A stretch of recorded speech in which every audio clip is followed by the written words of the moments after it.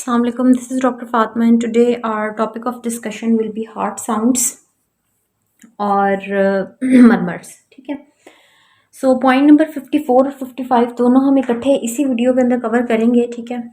सो ये सामने आपको नज़र आ रहा होगा कि ये मैंने हार्ट बनाने की कोशिश की है, सिर्फ कि आपको लेफ्ट साइड के ऊपर पता हो कि यहाँ पे हार्ट होता है. ठीक है.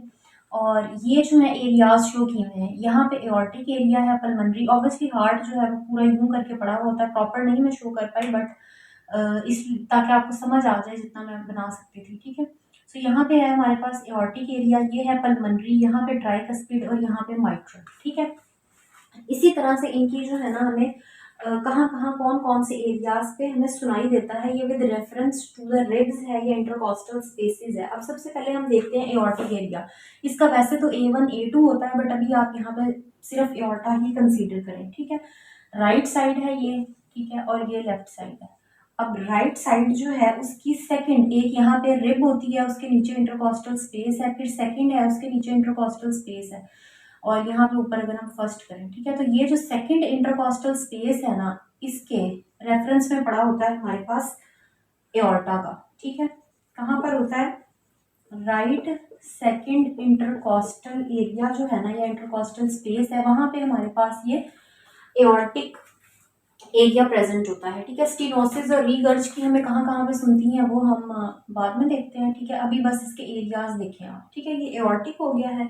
नेक्स्ट आता है हमारे पास पल्मोनरी. अब पल्मोनरी भी है बिल्कुल उसी के पैरेलल ही सेकंड के ऊपर. ठीक है.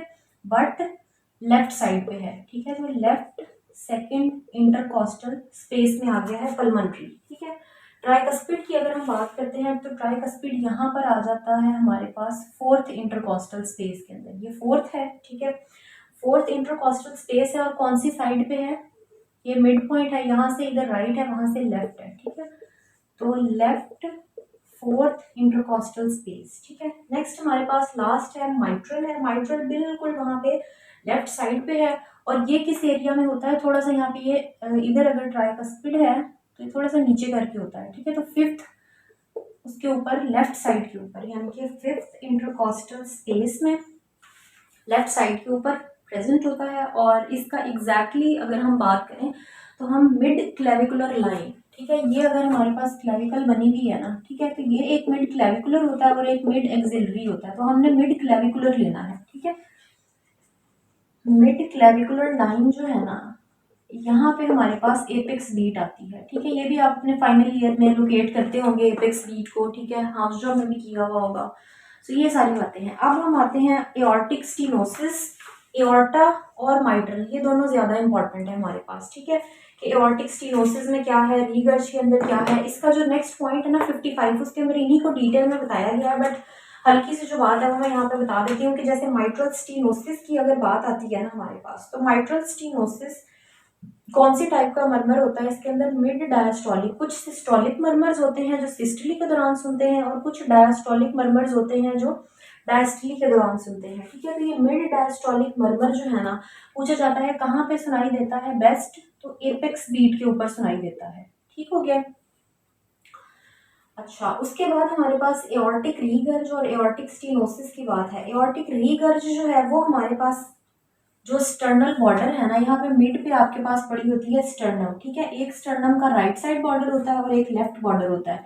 एक अपर साइड होती है, एक लोअर साइड होती है. तो इसके लोअर लेफ्ट स्टर्नल बॉर्डर के ऊपर जो है ना, वो हमें लोअर लेफ्ट स्टर्नल बॉर्डर पे एओर्टिक रीगर्ज सुनाई देती है, और एओर्टिक स्टीनोसिस जो है वो बिल्कुल यहीं पे ही राइट सेकंड इंटरकॉस्टल स्पेस पे सुनाई देती है. ठीक है. तो इसको आपने ध्यान से कर लेना है. नेक्स्ट अब हम ये पॉइंट है हमारे पास 54, आगे चलते हैं 55 पॉइंट की तरफ.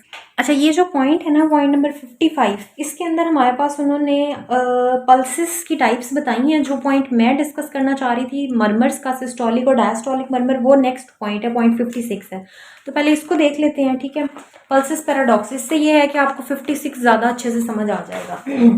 अब पल्सेस पैराडॉक्स जैसे कि मैंने पहले भी बताया है कि इंस्पायरेशन जब करते हैं तो नॉर्मली क्या होता है कि 10 mmHg का फॉल आपके सिस्टोलिक ब्लड प्रेशर के अंदर आता है. दिस इज नॉर्मल, सब लोगों के अंदर यही प्रोसेस हो रहा होता है. ठीक है. लेकिन कुछ कंडीशंस ऐसी हैं, जैसे वहां पे मैंने बताया था कि एजमा है, और कार्डियक टेम्पोनार्ड है, ठीक है। ये दो कंडीशंस ऐसी हैं कि जिनके अंदर पैथोलॉजिकली हमारे पास 10 से ज़्यादा 10 mmHg से ज़्यादा का फॉल होता है, तो उसको हम कहते हैं पल्सस पैराडॉक्सिस, ठीक है। नेक्स्ट है जी हमारे पास स्लो राइजिंग पल्स है, या इसको हम पल्सस पार्वस एट टार्डस कहते हैं। ये हमें एओर्टिक स्टीनोसिस के अंदर मिलती है, ठीक है। एओर्टिक स्टीनोसिस में मिलती है, इसको हम क्रिसेंडो डी क्रिसेंडो मर्मर भी कहते हैं, ठीक है। और ये एक सिस्टोलिक मर्मर होती है, ठीक है। ये आगे हम मर्मर्स में पढ़ेंगे तो उसके अंदर बड़ी डिटेल से आ जाएगा। फिर है कोलैप्सिंग पल्स है, जिसको हम वाटर हैमर पल्स भी कहते हैं। ये हमारे पास एओर्टिक रीगर्ज के अंदर आती है, डायस्टोलिक मर्मर है, ठीक है। एओर्टिक रीगर्ज में मिलती है, और इसके अलावा पीडीए के अंदर भी हो सकता है वो, बट ये कैरेक्टरिस्टिक एओर्टिक रीगर्ज का ही है। या फिर कोई भी ऐसी कंडीशन जिसके अंदर ब्लड वॉल्यूम जो है ना वो ज्यादा हो जाता है, फॉर एग्जाम्पल एनीमिया है, थायरोटॉक्सिकोसिस है, प्रेगनेंसी है, एक्सरसाइज, फीवर, स्ट्रेस, तो उन सब के अंदर जो है वो कोलैप्सिंग पल्स आती है। इसके और भी काफी सारे नाम है रिलेटेड टू एओर्टिक रीगर्ज, वो आगे डिस्कस करेंगे। फिर है हमारे पास पल्सस ऑल्टरनेंस। पल्सस ऑल्टरनेंस जो है इसके अंदर क्या होता है कि एक हमारे पास स्ट्रॉन्ग, ऑल्टरनेंस का मतलब ये है ना कि ऑल्टरनेट होती रहती है, ठीक है। तो एक स्ट्रॉन्ग और एक वीक बीट आती है, ठीक है, ऑल्टरनेटिवली।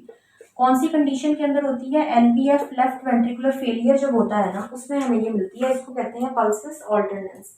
फिर है पल्सस बिस्फेरेंस। पल्सस बिस्फेरेंस जो है एओर्टिक वाल्व डिजीज है, कोई भी हो सकती है एओर्टिक वाल्व डिजीज। अब हमारे पास ओल्ड एज के अंदर अगर कैल्सिफिकेशन हो गई है, रीगर्ज है, स्टीनोसिस है, तो उसके अंदर हमें ये पल्स मिलती है।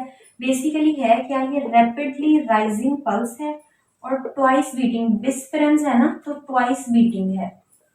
लास्ट पे है हमारे पास जर्की पल्स है, ये होकम यानी कि हाइपरट्रॉफिक ऑब्स्ट्रक्टिव कार्डियक मायोपैथी के अंदर हमें मिलती है, ठीक है। और एक रह गई है जी पल्स डेफिसिट किसमें होता है?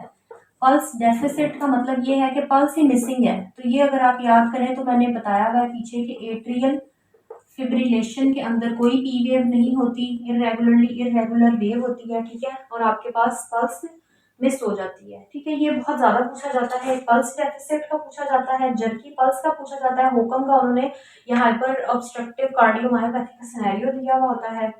और उसके अलावा पल्सस पैराडॉक्सिस पूछी जाती है, ये रिलेटेड टू मर्मर्स पूछी जाती है, ठीक है। तो this is all about point number 54 and 5। यहाँ तक किसी को कोई भी इशू हो तो you can ask me. Thank you.